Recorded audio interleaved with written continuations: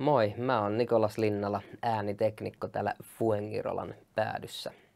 Ja työskentelen täällä omalla studiolla. Täällä tulee tehtyä kaiken näköistä elokuvatrailereita, TV-radiomainoksia ja jopa äänikirjoja. No mä oon täällä oikeastaan sen takia, koska syksyn pimeys Suomessa tuntuu aika pahalta ja jotenkin se ajatus siitä joskus aikoinaan, että muuttaa tänne aurinkoa ja lämpöä houkutteli todella paljon ja sitten se ajatus vaan lähti kehkeytymään siitä ja tässä sitä ollaan nyt toteuttamassa unelmaa ja itteensä. Mä näen työn tekemisen täällä Fuengirolassa sillä tavalla, että se on käytännössä mun työ ihan sama teenkö mä sen Suomessa vai teenkö mä sen täällä.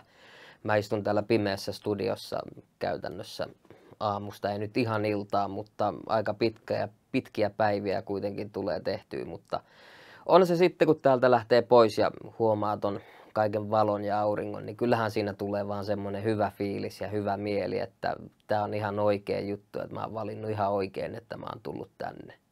Mä näen, että tällä aurinkorannikolla pystyy harrastamaan ihan mitä vaan oikeastaan mieli tuo ja ajatukset antaa myöden. Eli jos haluaa mennä tonne veteen, niin tuolla on ihan älyttömän hyvät mahdollisuudet tuolla meressä touhuta ihan mitä vaan.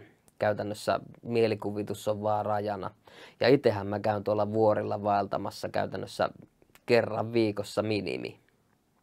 No mä voisin sanoa ihmisille, kellä on haaveissa muuttaa aurinkorannikolle, että ei muuta kuin härkää sarvista kiinni ja alkaa tulevaa ja tekemään asioiden eteen juttuja. Et asiat kyllä lutviintuu täällä ja sit jos vähän näkee vielä vaivaa, niin ne lutviintuu vielä paremmin. Että täältä saa kyllä apua tosi hyvin ihmisiltä ja täällä on kuitenkin vaikka paljon parjattu se Suomi-yhteisö, mutta silti täällä on niinku tosi hyvä se yhteisö. Että kyllä täällä niinku aina on joku, kuka haluaa auttaa ja tietysti korvausta vasten se apu on aina vaan parempaa.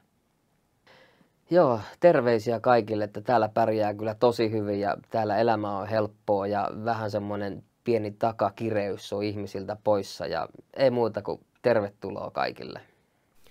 Kaikkea Kostalla. Kostalla.fi